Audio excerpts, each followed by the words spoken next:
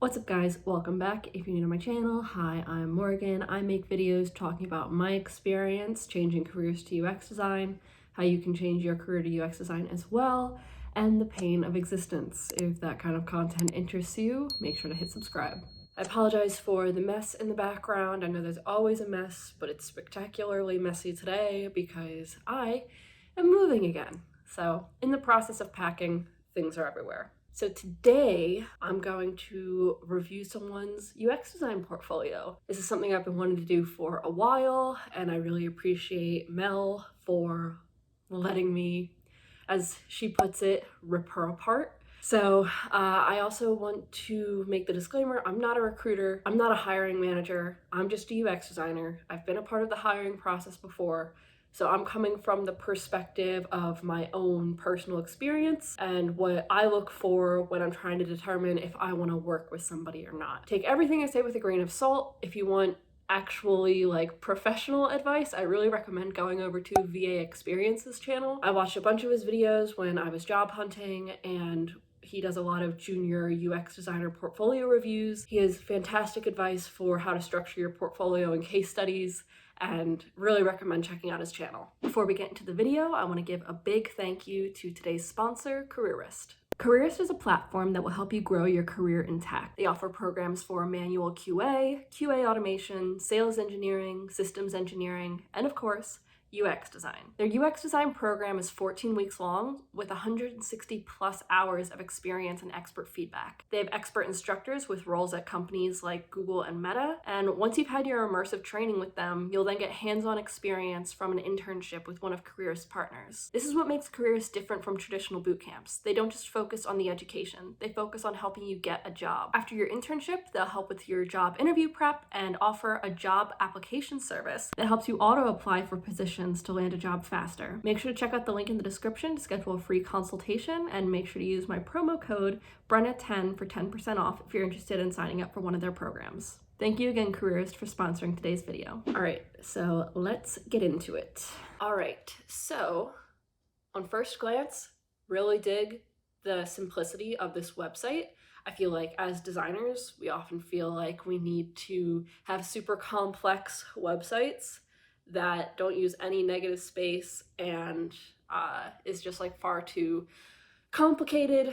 Really like the fact that you went with a simpler approach just to focus on what this website is for, which is the case studies in your portfolio. So big kudos to you for the self-restraint, especially as someone with a graphic design background.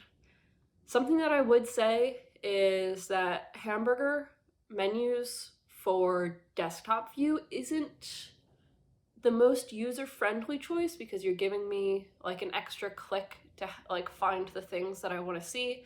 I would just break this menu out, have it right on the screen, so that way if I'm like, oh, well, I want to learn more about you, it's just more discoverable. So I think that the menu, the hamburger menu is good for mobile and maybe even tablet. I think that for desktop, I'd probably just break that out. Hello, my name is Melinda and I am a product designer currently working in New York. I love to solve problems and design functional solutions that bring joy to people's lives. I would definitely do something to emphasize product designer more, whether that's capitalizing the P and the D, making it bold, or a lot of people will just put their job title underneath their name. If I'm a recruiter, I'm spending probably 30 seconds looking at your website. You want to make it as scannable as possible. Again, that's another reason to break the menu out of the hamburger menu. Just making things scannable, show me what I want to see. So yeah, definitely emphasize this a bit more on your homepage. All right, so it looks like you have other design projects that are not necessarily related to UX design. I know that we often feel like we need to fill out our portfolios with as many projects as possible, or everything we've ever done, or everything we've ever been proud of. I really do like your designs. I love this, the thumbnail for this. But yeah, things like photography, logo design, it's not UX. I would take these projects out. I'm not sure what your role was as a design manager. Maybe, yeah, if it's your production designer, maybe keep that. Use your judgment. If it's graphic art and logo design and stuff, I'd maybe have a separate menu item that says graphic design projects, and then maybe your UX UI design work or your product work or something, sort of separate them. And you have more, okay, so you've got multiple UX design projects, so that's great. Take all of these, put them right on the homepage. Have that be your UX work, and then put all of this stuff, either take it off of this portfolio site or put it in a tab where if I'm interested in seeing it, I go and I look for it rather than seeing sort of like a more scattered portfolio, because you're not trying to be like a general designer, you're trying to be a product designer. So let's get into the case study, little bundle box. Mobile first design for a secondhand baby and toddler products brand. That's really cool. Project overview, background, little bundle box is a responsive website with a companion app for parents who are raising their children on a budget. It allows users to shop for gently used items, return items when no longer needed, and to donate items. Inspired by moms groups on social media, Little Bundle Box wants to make the purchasing and distributing of baby items easier and safer for families through a user-centered approach to the design. The overall website and mobile app designs are simple to use and straight to the point. Taking care of your children should not be a burden on finances or time. I'm going to start by saying that this is not really a background. This part is, this inspired by mom's sentence. This is your background. Maybe this, and then taking care of your children should not be a burden on finances or time. That feels more like the background. It's a really good idea. I really, really like it. But these, like this first part, everything other than the inspired by moms groups on social media sentence, that feels more just like a project summary. So I would maybe put that like underneath the project overview as like a subheader or like description, or maybe under a summary section, and then just have the background be the inspired by moms groups, because it's such a great point. Like that's amazing. I really, really like that, and I think it needs more focus. These are not necessarily objectives, these are deliverables. So I would maybe merge these, put it under a deliverable section. Actually, no, I would just get rid of this, have a deliverable section, and have it be responsive website design with companion app concept, or concept design for a responsive website with a companion app, something like that. But this does not need to be two sections. And the objectives makes it sound more like you were like approached with a challenge, when I would just have it be like the deliverables. Role, UX UI designer, logo designer. I would just try and keep things as like focused on UX UI design. Like, it's cool that you design the logo, but not really necessary for a UX design job. Self-directed. Okay, so this sounds like it might have been a solo project. Well, if so, awesome job, because that is a really good idea. I would maybe turn this into columns, so that way you're saving space, because there's all this white space here. And if you can see my scroll bar on the right, like this is a really long project. So I would maybe include like a secondary navigation or something here, or something on the side, so that way I can click and go see what I'm interested in. Like if my team's looking for someone who's research focused, I might just skip right to the research section. Or if I'm looking for someone who's UI focused, I'd look at the like low to hi-fi design section, or like whatever your section's called. So if I'm looking for something specific, I want to be able to get to it, because this is so much. This is a lot. The problem, most parents with young children are looking to save costs on certain high turnaround child products by shopping for secondhand items, but struggle with uncertain quality, uncertain cleanliness, and time demands when shopping secondhand. I would just reword this, like struggling with uncertain quality, uncertain cleanliness, and time demands. I would say like they are concerned about the quality and cleanliness, and I don't know what time demands means. So I would just clarify this a little bit more. Like what is the struggle? Is the struggle that they're concerned about it, that they don't know how to verify it, that they get dirty toys? I would just clarify that a little bit more of what the actual specific problem is. Solution, help users shop secondhand for necessities faster and safer.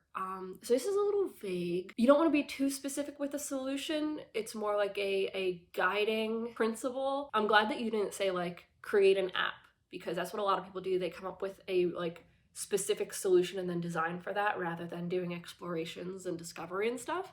So I'm glad that you didn't say that. I would much rather you say something like this than say something like too specific. But I would get a little bit more specific, like provide a shopping experience that makes users feel secure in purchasing secondhand baby items or something like that. Like just being a little bit more specific, just because this is like pretty vague. This could mean anything. Some high fidelity mock-ups, research. I really like that. Yeah, it looks like you're linking out to sources here. Love that. That's a great idea. I feel like a lot of people fudge their research when they do solo projects, assuming that's what this is because you said that you were self-directed. I would, however, include any key takeaways or insights of how this actually affected your decision making. So how does how much a family spend, affect things? Like, why does this matter to what you're trying to do? Or is it just like sort of a business opportunity type of thing? I would specify that. I think that I include business opportunities and business impact in my projects because that's my focus. Like I really like thinking about business goals and user needs. So maybe that's the direction we're going, but I can't tell from this. So I would just clarify that a little bit. And then you say that you are connecting with parents through social media and parent groups, and then you also did a survey. That's great. I would include that actual data here. You've got the survey questions, but like, where are the answers? It would be great to see some quotes. It would be great to see some data. If you use something like SurveyMonkey or Google Forms or something like that, there should be data visualization like bar graphs and pie charts and stuff that came from those responses.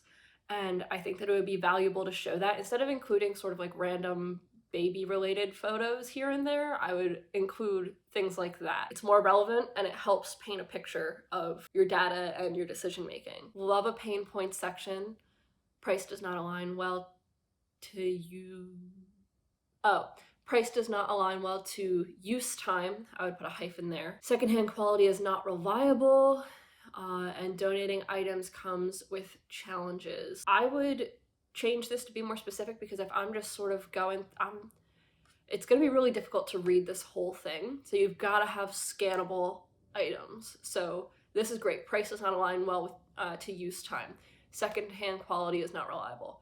Donating items comes with challenges is a little too vague. I would change it maybe to items are often collected in storage or thrown out. I don't know why that's a pain point for the user. Maybe it's social guilt, feeling social responsibility or something.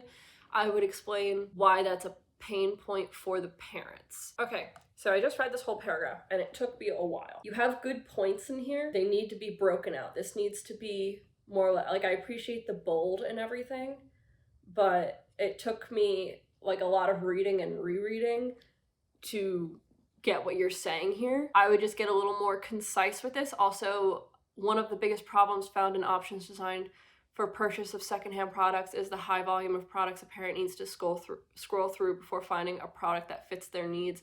A parent can end up spending hours scrolling through used product listings before they come across one that the photos are ideal enough to purchase the product. I'd like to know where you're getting this information from. Like it could be like maybe you saw it from like reviews, customer reviews, or it came up during your user interviews or something. I would just like to know where you got this data from. And I mean, like, I feel like this could be summarized in like a quote if someone said it to you or you read it from a customer review or something. Because you have good information in here, it just gets sort of bogged down. Key research and insights, rising awareness about the high cost of raising a child. Despite the, okay. What does this mean though? So is the opportunity here to enter into that secondhand market? Okay, so because you're doing this from a UX standpoint, like a lot of this seems like business information. So if you're creating the business, I mean, that's one thing, but if this is supposed to be like more of a UX project, why do I care about landfills and pollution? How does that affect the user experience? Do people care about this? It's not really clear to me here. So you say like rising awareness about the high cost of raising a child. Despite the high interest in secondhand items to reduce costs, a large amount of products end up in landfills. I don't, what is this research getting you? So is it people are more aware of how expensive it is to raise a child, so they're more interested in secondhand items, but they're not available? How would your app or your website solve that? or how does that actually play into what you're trying to do? I would just tie this more into what it is that you're actually trying to accomplish, because it just seems like random. So maybe instead of doing like key research insights, I would maybe do like a SWOT analysis or something. The strengths, weaknesses, opportunities, and threats of the businesses that you researched, just because these insights are unclear. Why are they insights? Like, how does this pertain to what it is that you're trying to accomplish, or what your users are trying to accomplish? So I think that there's good thought behind this, and I'm sure that this played a part in your decision making, but as the reader, I don't really get it. So I really like, there's not a lot of fluff in this, which is great. I feel like boot camps have taught us, I don't know if you did a boot camp, but a lot of people have done boot camps, and I feel like they taught us to add so much fluff to our user personas, like what they ate for breakfast and what's their cousin's sister's dog's middle name. Yours is like to the point, and it's all information that pertains to what you're trying to accomplish. So I really like that. I would break this up again. It's just difficult to read, one, because it's orange text, and two, it's big paragraphs. I would probably break it out until, like, I know that you have like your frustrations and goals down here. Maybe add motivations, needs, that type of stuff, and pull it out from this. It'll just make it like easier to read and scan. Strategy. Love that you have a strategy section. Love UX strategy. That's awesome. A lot of people don't do it. All right, how might we? So none of these really connect to your pain points that you mentioned earlier. Your pain points were prices don't align well to use time. Secondhand quality is not reliable. You've mentioned that a few times. Donating items comes with challenges. Is this business strategy? Because this doesn't feel like UX strategy. How might we help make this feels a little bit, how might we help make the purchasing process faster? I don't really get this one. Is speed of, are you referring to the fact that it's difficult to filter through items? I know that you mentioned like a bit of a solution earlier in that. Yeah, I want to solve this problem by having product listings simplified to specific category needs, helping the parent stay focused on what they need to purchase and to avoid users being caught and analyzing product photography. So is that what this means? Because it sounds like you already came up with a solution for it. I don't really get it. And then how can we respect the varying range of time that children use the products? I just don't know what that means in general. Respect the varying range of time that children use the products. I'm just not sure how to interpret that or why that impacts anything. How can we help the personas utilize their home space? Again, like, how is your UX going? What does that have to do with their home space? I just feel like this got a little too broad at some point in this project, and you moved away from your UX design and moved more into like business strategy. And I feel like this might come from like your product background, which is great. But if you're looking for a UX design job, which is what I'm here for, this just feels like you lose me here. Like, how does this affect anything? Because after seeing a section like how might we, I'd like to see some sort of like analysis, or like workshop of some sort where you went through different potential solutions of how you might solve these problems. So you'll lose me a little bit with this section. I might even take it out just because it does not seem relevant to any of the previous research. There's like a disconnect. Love a good product roadmap. This is not a product roadmap. This is a feature list, and the priorities don't really make sense because you can't have more than one first priority. Is this more of like saying what you want to work on in the order, or the order of importance? Like, I would take this out, honestly. If I can just be completely honest, I would not include this because it doesn't tell me anything. There's no reasoning behind anything you've put here. It takes up a lot of space, and the priorities don't really make sense. And then there's also just like sort of random stuff thrown in here. Like, I mean, onboarding is more like a journey and not really a feature. Same thing with the dashboard. I would maybe take this out and restructure it to be more about like core competencies, which you sort of address here. So maybe change this section to like the concept of like why you've determined you need to make a website and an app, talk about like what's missing from the market today and how your service fills the needs of users. But this doesn't provide any value to me as a reader because yeah, onboarding's not a feature, dashboard's not a feature. I don't know where the parenting tips articles came from or the budgeting calculator. I suggested items I figured would be a part of product listings, and then you have 5 first priorities, and yeah, like the parenting tips has never been mentioned, the budgeting calculator has never been mentioned. That's sort of just like fluff. It's stuff that your app does not need. Maybe what you were trying to get at here was like the MVP would have onboarding, dashboard, product listing, return services, and donations. And then maybe later on you would launch parenting tips and articles. And then after that, you would include a budgeting calculator and your focus would be on being like budget friendly or something. I'm not really sure. I would just take this out or rethink it in some way. All right, sitemap. Yeah, I would definitely, now that I'm seeing a sitemap is right below this, I would have this be about the concept of what you've determined you're going to create and why. So you said that you were going to make a website and with a companion app. I would make it clear which one this is for, because I don't think that your mobile experience and your desktop experience are going to be the same. Onboarding, favorites, home, shopping cart. I thought that you were going to have product listings. All items available, purchase listing details, offering users to read more about the products. So how do I go shopping? Yeah, so I can only shop bundles. I find the sitemap a bit confusing, honestly. All right, maybe it'll become more clear with the design. I'd also maybe include a user flow instead of just one sitemap, or I would have done this and then maybe like brought it to users for a card sort to see if this made sense to them, and then gone into the designs. But I would have included like a user flow somewhere in there to show how a user might accomplish a task. That also helps like surface errors and like walls and stuff, so something to think about. Crazy 8s is a fun exercise. I love these photos, by the way. A theme that I've sensed throughout this is that you already had an idea in your mind. Like low fidelity sketches are generally like you do scribbles instead of words. You're not trying to solution, but you have like a general idea of the flow of things, and it slowly comes to life as you continue to iterate, get it reviewed, or you bring it to users and then you revise. But it seems like, you know, you went into like the logo animation, and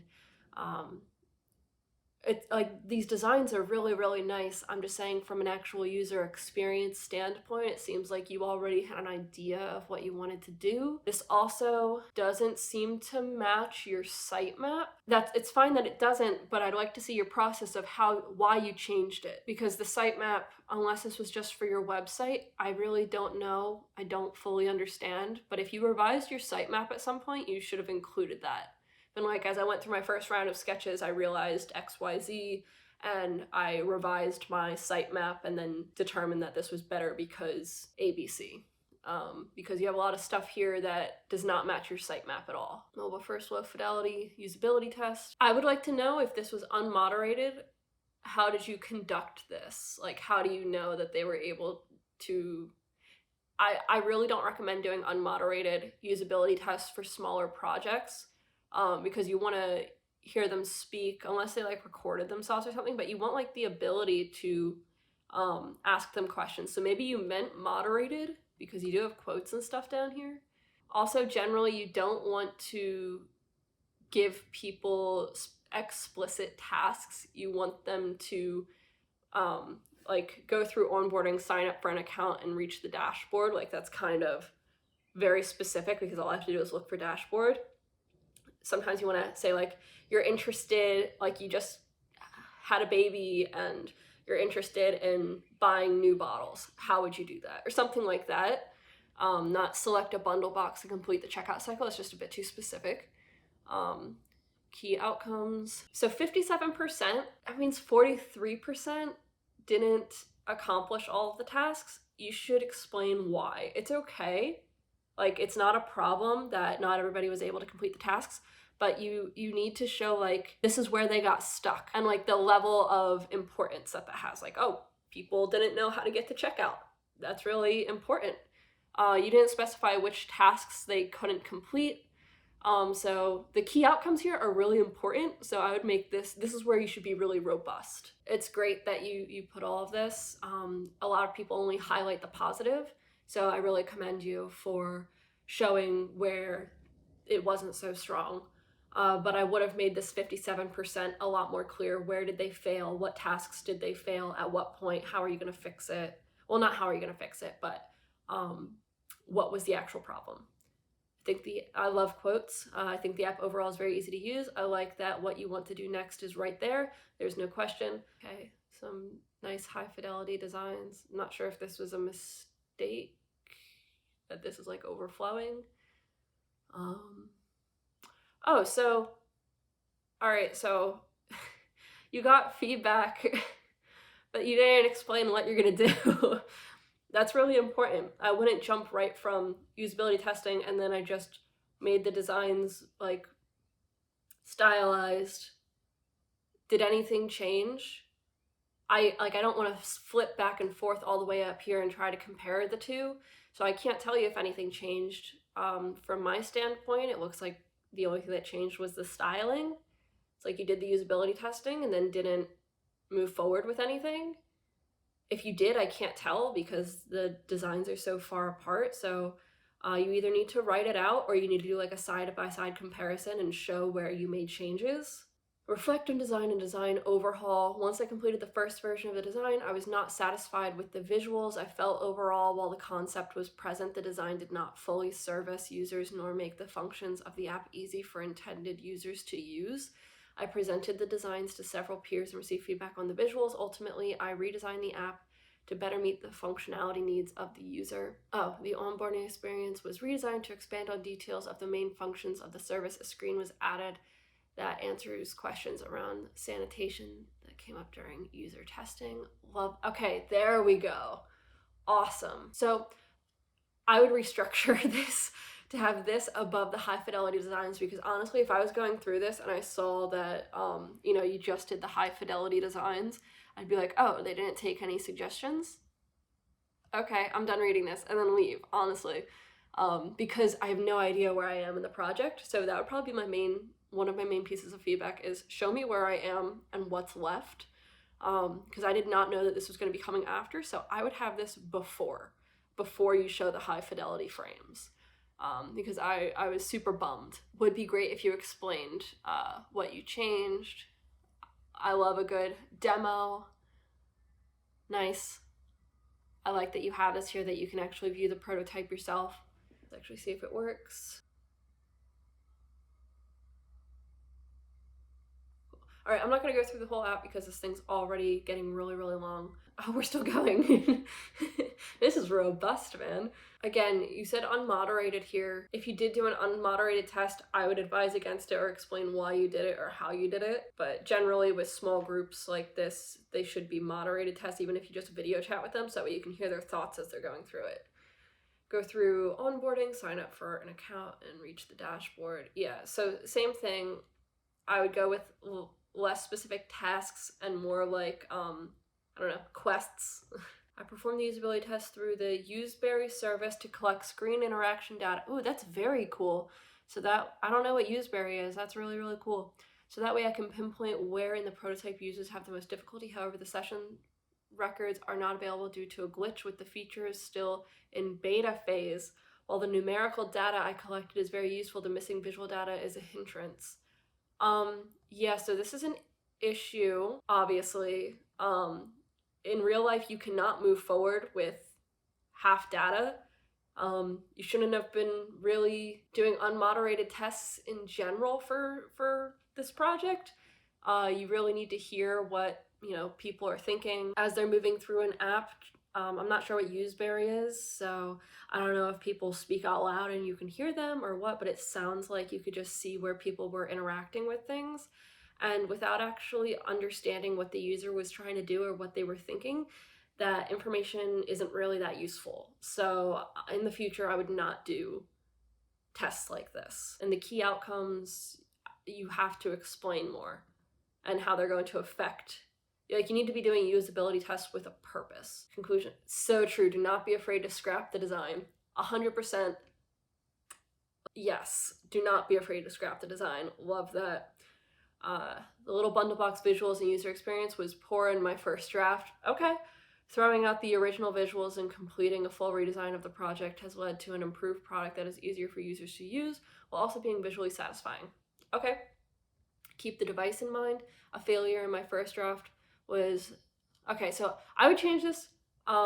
Afterthoughts has like a connotation of being like, oh, well, I didn't think about that till after. I would call this a reflection and moving forward type of section. I really love that you recognized where things went wrong, because that's going to happen no matter how good you get at UX design.